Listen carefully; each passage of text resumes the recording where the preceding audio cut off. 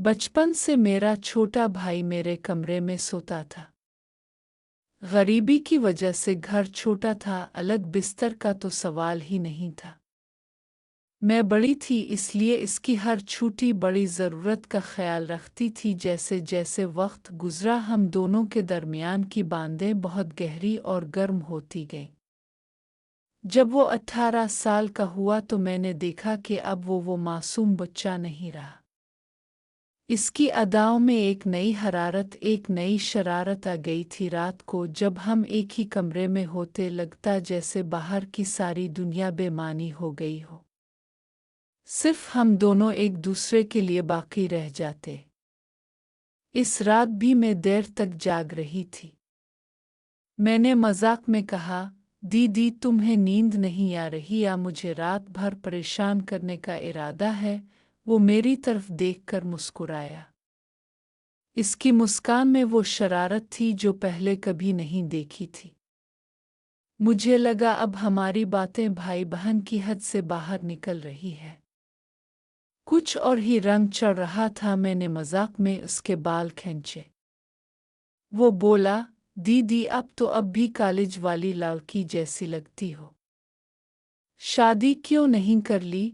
मैं थोड़ा चौंक कर बोली, जिंदगी की मजबूरी थी।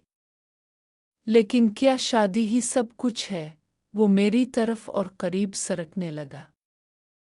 इसका चेहरा अब बिल्कुल मुख्तलिफ लग रहा था, मासूम भी और ख़तरनाक भी। मैंने बात बदलने के लिए कहा, चुल्लू अब सो जाओ, तुम्हारी कोचिंग है ना? लेकिन इसने हल्का सा मुस्कुराते हुए कहा, दीदी के बगैर तो मुझे नींद ही नहीं आती। इस एक जुमले ने मेरे दिल की धड़कन तेज कर दी। इस रात हम दोनों एक ही कंबल के अंदर सोए। नींद हम दोनों की आंखों से दूर थी। अंधेरा, खामोशी और एक अजीब सी गर्मी, जैसे कहानी अभी शुरू हो रही हो। अगली रात वो थका हुआ लेट आया। मैंने कहा, आजा खाना गर्म कर देती हूँ। इसने थोड़ा खाया और सीधा मेरे बिस्तर पर गिर पड़ा। मैंने मजाक में कहा, इतनी थकान?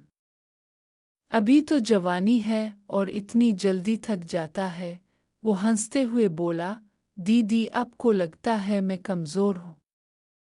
ज़रूरत पड़ने पर मैं पूरा दिन जाग सकता हूँ। मैंने शरारत से कहा, अच्छा तो चल देखते हैं तेरी कितनी हिम्मत है।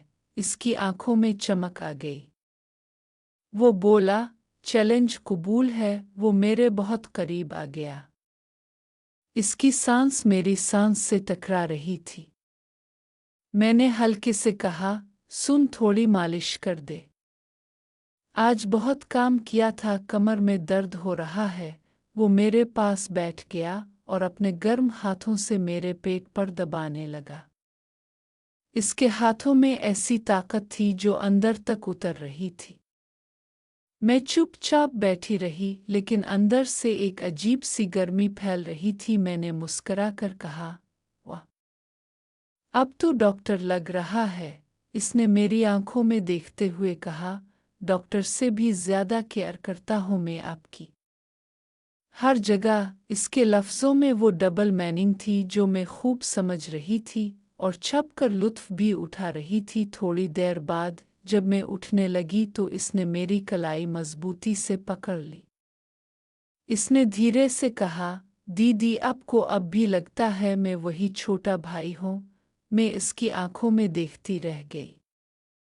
इसकी निगाह में मासूमियत नहीं, एक भूख थी। मैंने हल्की मुस्कान के साथ कहा, सो जा पागल, वक्त सब समझा देगा। लेकिन इस रात ने हमारे दरमियान एक नई गहरी और ममनुआ बुनियाद रख दी थी।